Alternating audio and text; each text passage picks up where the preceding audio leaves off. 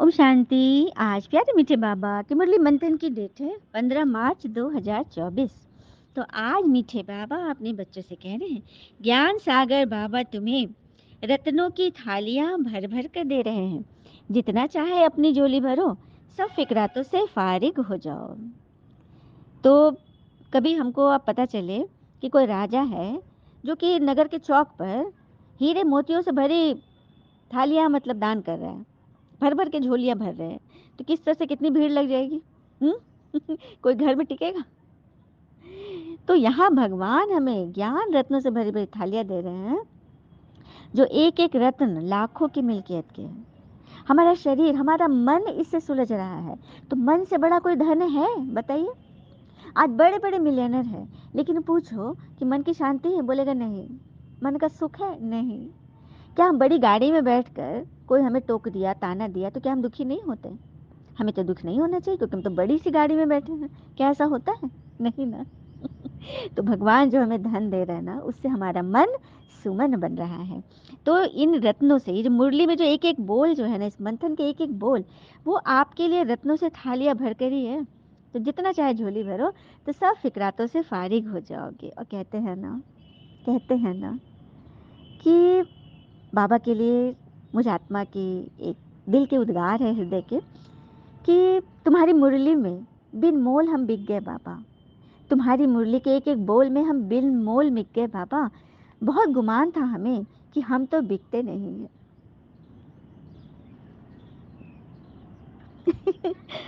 सही बात है ना। प्रश्न है, ज्ञान मार्ग की कौन सी बात भक्ति मार्ग में भी पसंद करते हैं? ज्ञान मार्ग की कौन सी बात भक्ति मार्ग में भी पसंद करते हैं? तो स्वच्छता, सफाई। ज्ञान मार्ग में तुम बच्चे स्वच्छ बनते हो। बाबा तुम्हारे मैले कपड़े को स्वच्छ बनाने आए हैं। आत्मा जब स्वच्छ अर्थात पावन बन जाती है, तब घर में जाने के, उड़ने के पंख लग जाते हैं। भक्ति में भी स्वच्छता अर्थात, भक्ति में क्या करते हैं? मंदिर धोएंगे, शरीर धोएंगे, घर धोएंगे, पूजा का बर्तन में एक भी दाग लगा है तो मल मल के नींबू से, साइट्रिक एसिड से, मतलब उसको साफ करेंगे। पीताम्बरी डालेंगे, पीतल का बर्तन धोएंगे, चक चक करेंगे, तांबे को साफ करेंगे। लेकिन कौन सी सफाई नहीं कर पाते हैं? तो मन की सफाई। कहते हैं ना, मन चंगा तो कटौती में गंगा। तभी तो भगवान को आना पड़ा है, हमारे मन की सफाई। तो सुनिए ना, ज्ञान मार्ग में भी स्वच्छता है, लेकिन वो मन की है, आत्मा की है। और भक्ति में है स्वच्छता, सफाई है, लेकिन घर परिवार, वस्त्र, स्थूल चीजों की है, वहां सूक्ष्म चीज की। तो यही तो है। यही फर्क है। पानी की नदी से शरीर का मैल धुलेगा, लेकिन ज्ञान की नदी से आत्मा का मैल धुलेगा। तो ये मंथन मिस करनी क्या कभी किसी को? बिल्कुल नहीं। क्योंकि हर काम हम कर लेते हैं, समय निकाल लेते हैं, गॉसिप भी कर लेते हैं, लेकिन अगर ज्ञान के लिए हम कुछ मिनट समय दे दें, आत्मा उससे स्नान कर ले, आत्मा पावरफुल हो जाए, तो क्या ये सही नहीं है? हुँ? आत्मा ही तो है, आत्मा ही तो इंजीनियर, डॉक्टर, बैरिस्टर, टीचर बनती है। आत्मा ही तो हाउसवाइफ, हाउसमैन, बच्चे, बुतरू सब बनते हैं, आत्मा ही बनती है। तो उस आत्मा का कितना कल्याण करना है? तो हमें पता नहीं था, तो कोई दोष नहीं है। लेकिन अब जब हम जान गए हैं कि ज्ञान स्नान से आत्मा स्वच्छ होती है, तो क्या इसे मिस करना चाहिए? जवाब देंगे सभी कमेंट में, ठीक है? क्योंकि आप सब कमेंट करेंगे ना, तो मुझे लगेगा कि हाँ, मेरी बात आप तक पहुंच रही है। मेरी वाणी में वो जौहर आ रहा है जिसे आप लोगों को तीर लग रहा है, टचिंग हो रही है, ठीक है? ओम शांति। मीठे मीठे बच्चे, तुम्हें याद की यात्रा को भूलना नहीं। सुबह को जैसे ये प्रैक्टिस करते हो ना, उसमें वाणी नहीं चलती, क्योंकि वो निर्वाण धाम में जाने की युक्ति है। तो सुबह जब हम योग करते हैं, उसमें वाणी का काम नहीं है।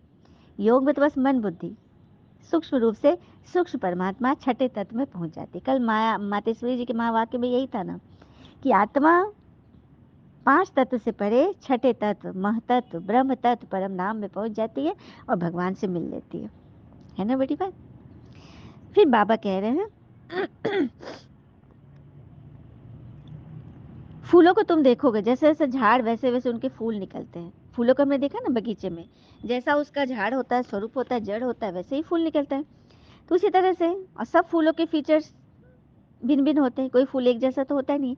तो यहाँ भी मनुष्यों का जो फूलों का बगीचा है, वहां भी तरह तरह के मनुष्य हैं। हम्म तरह तरह के मनुष्य है ना, सबके फीचर्स अलग अलग हैं। एक उंगली के चक्र भी, हाथ के चक्र भी नहीं मिलते, फिंगरप्रिंट्स भी अलग अलग है। तो अनेक प्रकार की झाड़ से ही तो गुलदस्ता शोभा पाता है। एक ही तरह का फूल हो तो वो उतना सुंदर नहीं दिखेगा, लेकिन बहुत अनेक तरह के फूल हो तो कितना खूबसूरत दिखता है। फिर बाबा समझाते हैं, श्याम सुंदर ये देवी देवताओं के लिए है। जब वो सतो प्रधान थे तो सुंदर थे, जब तमो प्रधान हो गए, अज्ञान अंधकार की पराकाष्ठा में चले गए तो श्याम बन गए। तो सुंदर बनाने के लिए भगवान को आना पड़ा है, तो बनना है ना सभी को। फिर बाबा ने आज फॉरेनर्स लोग के भी फीचर्स बोले, जापानियों के फीचर देखो, यूरोपियन के, चीनियों के, सबके फीचर्स अलग अलग हैं। इंडिया वालों के फीचर्स रंग रूप सब अलग है ना। तो वैरायटी फीचर्स है ना, तो ये काम तो भगवान नहीं कर सकते, ये काम कोई मनुष्य, कोई साइंटिस्ट नहीं कर सकता, ये साइंस तो भगवान का ही है। फिर बाबा ने बोला, रावण संप्रदाय वालों की चलन और दैवी संप्रदाय वालों की चलन में रात दिन का फर्क है। तो रावण संप्रदाय वालों की चलन होती है विकारों पे, काम क्रोध लोभ मोह अहंकार ईर्ष्या आलस्य राग द्वेष भय अलबेलापन और पता नहीं कितने सारे इसके नाते रिश्तेदार। और दैवी संप्रदाय वाले की चलन है विनम्रता निर्भयता गंभीरता सहनशीलता हर्षित मुखता प्रसन्नता रमणीकता, हाँ, परोपकारिता, इतने सारे इसके भी नाते रिश्तेदार हैं। तो अब हमको यह देखना है कि रावण संप्रदाय में जाए कि राम संप्रदाय में। तो राम समुदाय में ले जाने के लिए बाबा हमें ये मुरली दे रहे हैं, तो मंथन सुनना है ना। देखिए पूरी मुरली जाती है, वो 4 पेज की होती है, बहुत ही बड़ी। तो उसका मक्खन निकाल करके जो मंथन बनता है ना, वो आप सभी बच्चों के, क्योंकि इसमें नॉन बीके भी हैं, बीके बच्चे भी हैं तो नॉन बीके भी हैं, जो ब्रह्मा कुमार कुमारी नहीं है, लेकिन मन तो सबके पास है ना। तो ये मन का ज्ञान है, मन का साइंस है ये, सुनिए, है ना। मन को क्या करना, मथना है, यही है मंथन। फिर बाबा ने कहा कि तुम सभी पार्वतियां हो जो अमर कथा सुन रही हो, साक्षात अमरनाथ शिव बाबा से। भोले बाबा ही तो अमरनाथ है ना। और कहाँ ले जा रहे हैं अमर कथा सुनकर, हम कहाँ जाएंगे, अमर लोक, स्वर्ग में जाएंगे। अच्छा, स्वर्ग को अमर लोक क्यों कहते हैं? क्या वहां शरीर नहीं छूटेगा? छूटेगा, लेकिन वहां अकाले मृत्यु नहीं होगी, पूरी आयु जीनी होती है। 150 वर्ष है सतयुग में आयु, पूरी 150 वर्ष जब जी लेंगे ना, तो मनुष्य बोलेंगे, देवता रूपी जो मनुष्य है, कि अब ये शरीर छोड़ते हैं, बूढ़ा शरीर छोड़ते हैं, अब बच्चा बनते हैं। तो वहां मृत्यु का नाम, मरने का नाम नहीं है, इसलिए वह है अमर लोक। जबकि ये पृथ्वी लोक तो मृत्यु लोक है, यहाँ तो अकाले मृत्यु क्षण क्षण होती रहती है। अगर सर्वे निकाला जाए तो हर सेकंड 10 सेकंड में कितनी मृत्यु हो चुकी। बैठे बैठे आज हार्ट फेल हो रहे हैं, हॉस्पिटल में जाकर समझाओ कि हमारी आयु कितनी कम है, बीमार हो पड़ते हो, तो ऐसी जगह जानी जहाँ कोई बीमारी नहीं होगी। क्या अपने शरीर को कंचन काया बनाना चाहते हो, तो ऐसे करके सेवा करो। अब बच्चे कर भी रहे हैं। अब बाबा कह रहे हैं, भगवान उवाच, अपने को आत्मा समझो। भगवान उवाच अर्थात ये भगवान के वचन है कि अपने को आत्मा समझो, मुझ पिता को याद करो, तो कभी बीमार नहीं होंगे, काल नहीं खाएगा। ये कौन कर रहा है? स्वयं महाकाल कह रहे हैं, भोलेनाथ शिव बाबा महाकाल कह रहे हैं, तुम्हारी आयु भी बड़ी होगी। इन देवताएं की आयु बड़ी थी ना, फिर बड़ी आयु वाले कहाँ चले गए? वही देवता जो बड़ी आयु के थे सत्युग त्रेता में, वो कहाँ चले गए? पुनर्जन्म लेते लेते नीचे उतरते गए तो आयु कम होती गई। ये दुख सुख का खेल है ना। अब जैसे कुंभ के मेले में कितने लोग स्नान करने जाते हैं, इकट्ठे जाते हैं, परंतु फायदा कुछ भी नहीं, हर साल जाते हैं, तो पावन तो कोई नहीं बना ना। अगर पावन बन जाए एक ही बार स्नान से, फिर दोबारा जाने की दरकार ही नहीं है। तुम रोज स्नान करते हो पानी के सागर से, पानी की नदी से, लेकिन पावन तो कोई नहीं बना। तो पावन बनेंगे इस ज्ञान स्नान से। ज्ञान स्नान रोज रोज आत्मा में जाएगी ना, तो आत्मा सेकंड सेकंड सेकंड सेकंड पावन बनेगा। जो जितनी जल्दी पावन बने, जो जितनी जल्दी जल्दी ज्ञान को समझ ले, औरों को समझाए, वही तो भगवान की नजर में आगे आएंगे। भक्ति मार्ग में भी स्वच्छता पसंद है। गुरु नानक ने भी कहा है ना, परमात्मा की महिमा गाई है कि मूत पलीती कपड़ धोए। तो मूत पलीती मतलब एकदम गंदी कपड़े, कौन से गंदे कपड़े जिसको परमात्मा धोते हैं? तो आत्मा के कपड़े, कोई शरीर का कपड़ा नहीं, वस्त्र नहीं, ये धागे और कपास का वस्त्र नहीं, आत्मा का वस्त्र परमात्मा ही धोते हैं। तभी तो अब धोने वाले हैं तो उनको आना पड़ेगा, तभी तो धोएंगे। तभी तो परमात्मा आ चुके हैं, शिव बाबा भोले बाबा आ चुके हैं, और आए हुए 82 ईयर्स हो चुके हैं। 1937 से इस प्रजापिता ब्रह्मा कुमारी ईश्वरीय संस्था के जो फाउंडर थे लेखराज दादा, जिनकी 60 वर्ष की अवस्था थी, उस वक्त परमात्मा शिव ने डायरेक्ट आकर उनके भ्रिकुटी में प्रवेश कर लिया, और उनके मुख से, देखिए अंदर कोई बैठता है तो अब तो शरीर का तो कोई काम नहीं रहेगा, जिस शरीर में प्रवेश किया, तब तो जो अंदर जो आई है पावरफुल शक्ति, वही तो बोलेगी। तो लेखा दादा के तन में भगवान आकर बैठे और उनके मुख से जो गीता ज्ञान निकला, यही है वो ज्ञान मुरली। मुरली का अर्थ कई बार बताई हूँ, क्योंकि इसमें नए बच्चे जुड़ते जा रहे हैं। म से है मधुरता, जीवन में कड़वाहट हट जाएगी, मधुरता आ जाएगी। ऊकार है उमंग, उत्साह आ जाएगा, चाहे आप किसी भी आयु के हो, है ना। उमंग उत्साह से भरपूर रहेंगे। र से बेरंग, जीवन में रंग आ जाएगा। और ल है लक्ष्य, लक्ष्य लक्ष्य देते हैं हमें स्वयं ईश्वर। ईकार है ईश्वर, ईश्वर हमें लक्ष्य देते हैं कि नर से नारायण बनो और नारी से श्री लक्ष्मी। ऐसा हमें भगवान विधि सिखा रहे हैं इस मुरली के द्वारा। तो समझ में आया मुरली क्या चीज़ है? और मुरली मिस करेंगे आप लोग? नहीं ना? सभी जवाब देंगे प्लीज। तो वही बात है, भगवान आकर आत्मा को स्वच्छ बनाते हैं। और तुम गाते आए हो ना, हे भगवान आपके द्वारा सबका भला होता है, तो भगवान आ गए सबका भला करने। बाबा कहते हैं चढ़ती कला तेरे भाने सबका भला। बाबा कहते हैं तुम एक जब चढ़ती कला में आ जाओगे ना, तो तुम्हारे द्वारा सबका भला होने लगेगा, है ना। जहां भी जाओगे ये ज्ञान गंगा बरसाओगे, सबको नहाओगे। सत्युग में सबका भला होता है, वहां शांति ही शांति है। यहाँ तो शांति की मांग करते रहते हैं, विश्व में शांति हो, लेकिन फिर कह देते हैं कलयुग में 40,000 वर्ष पड़े हैं। अब 5,000 वर्ष का पूरा कल्प ही है, सत्युग त्रेता द्वापर कलयुग। और एक कलयुग को 40,000 वर्ष कह दो तो कितने जन्म हो जाएंगे? हाँ, बाबा सिर्फ 84 जन्म बोलते हैं, सतयुग से लेकर संगम युग तक सिर्फ 84 जन्म है आत्मा की। लेकिन कह दिया गया है 84 लाख जन्म है। तो 84 लाख जन्म तो जानवरों में भी जन्म कह दिया। ये कायदा नहीं है, इसको समझाओगे क्या कि बहुत सारी आत्मा मूंझ जाएंगे, क्योंकि भक्ति में ये कहानी कथाओं में है कि ऐसे औरत करेगी तो अजगर बनेगी, तो मनुष्य ऐसे करेगा तो सांप बनेगा, चिड़िया बनेगा, पक्षी बनेगा, बिच्छू बनेगा। लेकिन ये सही नहीं है। क्यों नहीं है, इसको मैं लॉजिकली समझाती हूँ। अब हमें आम का पेड़ चाहिए, तो हम कौन सा बीज रोपेंगे? आम का ही बीज रोपेंगे ना। केला चाहिए, अमरूद चाहिए, वही बीज रोपेंगे। अमरूद का बीज रोपे, उसमें चाहेंगे आम आ जाए, ये संभव है? असंभव है। तो मनुष्य सृष्टि का बीज अगर अंदर है आत्मा में, तो उसे जितनी बार भी मनुष्य जन्म लेगा तो मनुष्य में ही जन्म लेगा, जानवरों में पशुओं में नहीं लेगा। यही बात तो बाबा क्लियर की है। और एक चीज और है, यदि हम इस जन्म कोई गलत कर्म किए और अगले जन्म कुत्ता बन गए, गधा बन गए, सुअर बन गए, तो हमें रियलाइजेशन क्या होगी? क्योंकि उनको तो बुद्धि नहीं है, समझ नहीं है ना, वो बोल पा रहे हैं ना समझ पा रहे हैं, तो रियलाइजेशन नहीं होगी ना। ऐसा होता है ना, कोई बच्चा जन्मते ही अपाहिज पैदा लिया, तो लोग कहते हैं ना जरूर पिछले जन्म का हिसाब आ गया, है ना। तो पिछले जन्म जो किए हैं वो इस जन्म हमको भोगना है, तो मनुष्य जन्म में ही भोगेंगे और फिर इस जन्म सुधार कर लेंगे ताकि अगला जन्म हमारा सही हो जाए।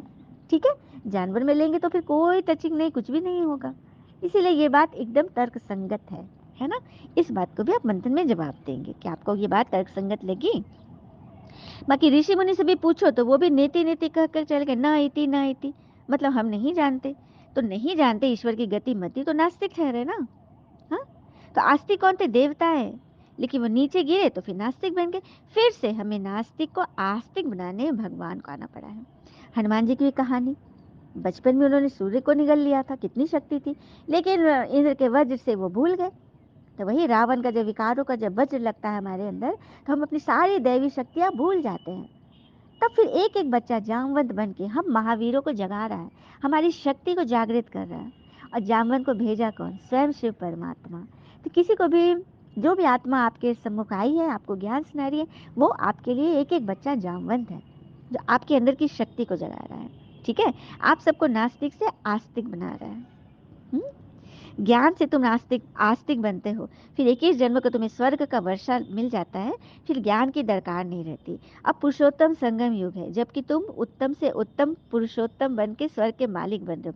जो जितना पढ़ेंगे उतना ऊंच पद पाएंगे। सुना, भारत ही जब सॉल्वेंट था अर्थात सार्वभौमिक था, पूरे विश्व जो उसका राज्य था, तो अथाह धन था। सोमनाथ का मंदिर कितना भारी बना पता है ना। मोहम्मद गजनबी ने 17 बार आकर चढ़ाई की और लूट कर ले गया, 17 बार। कितने धन संपत्ति थे, मंदिर आने में इतने पैसे थे। कहाँ का यादगार है? सत्युग का ही तो यादगार है। शास्त्रों में लिखा है ना, सागर ने थालियां भर भर कर दी। अब चलिए सागर मंथन में चल देते हैं। सबको पता है ना भक्ति में सागर मंथन की कथा। तो कौन सा पर्वत था? सुमेरु पर्वत। और उसमें सर्प का रस्सी बनाकर दोनों पक्ष में, कौन? एक तरफ सूर्य पक्ष थे, देवता पक्ष, और एक तरफ थे असुर पक्ष। तो हमारे अंदर की कहानी, हम अंदर ही तो मथ रहे हैं, अंदर ही दोनों पक्ष है। सूर्य पक्ष भी है, क्या क्यों कैसे ऐसे वैसे विकारों का पक्ष, क्रोध लोभ मोह अहंकार, और एक तरफ दैवी गुण भी है, अच्छाई भी है, सेवा भी है, गुण भी है, मिठास भी है, प्रेम सुख शांति आनंद है। लेकिन दोनों में कसमकस चल रही है, रस्सा कसी चल रही है। कभी सूर्य पक्ष दिखता है, कभी असुर पक्ष होता है ना। क्रोध में जब आ गए तो सारा सूर्य पक्ष परास्त हो जाता है। तो वही लड़ाई तो हम कर रहे हैं। तो उसको जब मथेंगे, जब असुर पक्ष एक एक गिर जाएगा, तभी सागर से लक्ष्मी जी निकली थी ना रत्नों की थालियां लेकर। तो भगवान जो ज्ञान रतन हमें दे रहे हैं, तो किन के सर पे ज्ञान का कलश रखा है बाबा ने?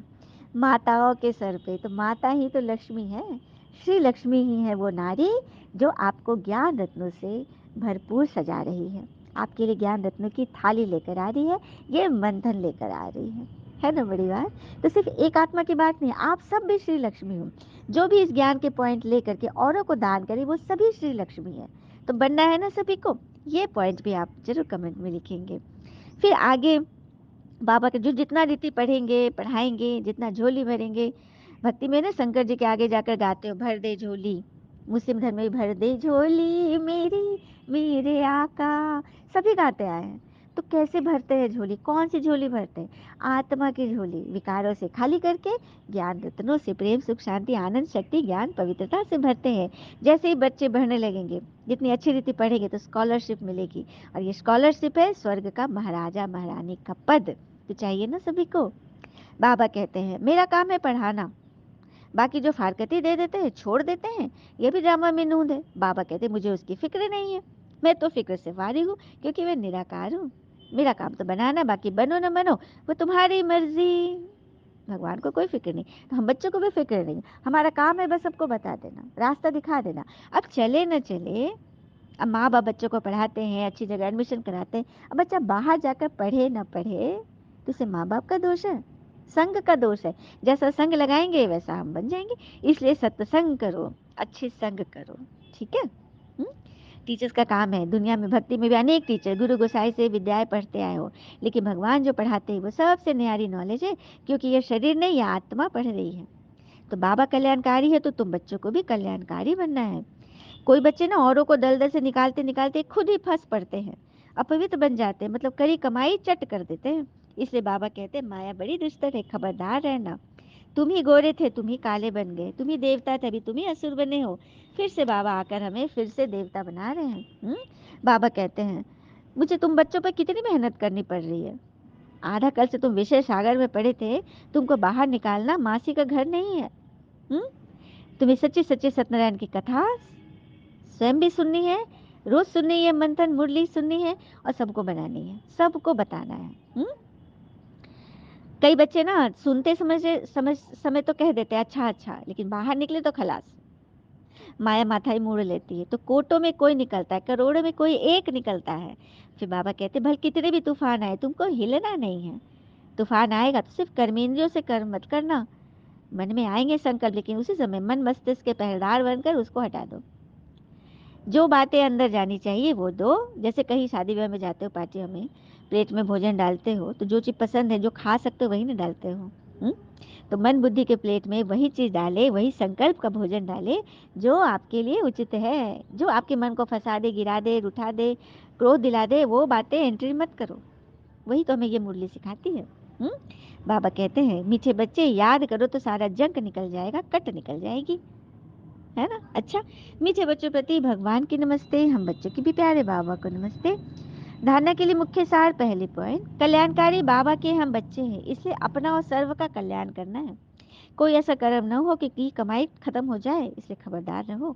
दूसरी पॉइंट, पढ़ाई अच्छी तरह से पढ़कर ज्ञान रत्नों से अपनी झोली भरपूर करनी है, स्कॉलरशिप लेने का पुरुषार्थ करना है, पिता समान फिक्र से फारिग निश्चिंत रहना है। वरना महसूसता की शक्ति द्वारा पुराने स्वभाव संस्कार से न्यारा बनने वाले माया जीत भव। महसूसता की शक्ति द्वारा पुराने स्वभाव संस्कार से न्यारा बनने वाले मायाजीत बनते हैं।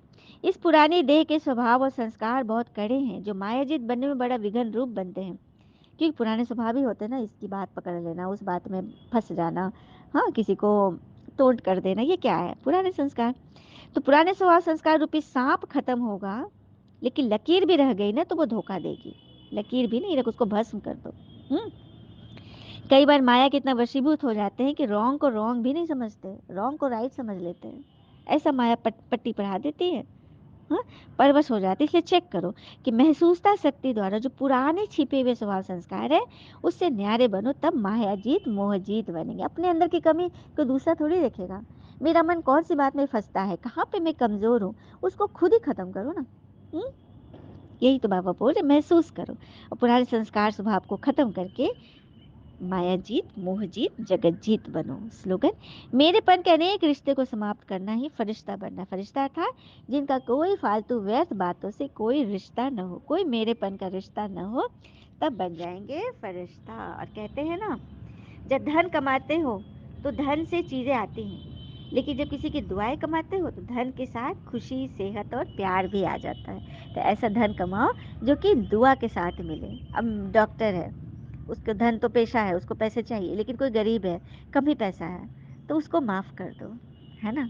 तो वो दुआ मिलेगी। धन के साथ साथ दुआ भी कमा लो। अच्छा, ओम शांति। शुक्र मीठे बाबा व बाबा के प्यारे प्यारे बच्चे, आप सबका जीवन सदैव शुभ हो। ज्ञान रत्न से भरी थालियाँ आपके लिए हाजिर है, स्वीकार कीजिए और धारण कीजिए। ओम शांति।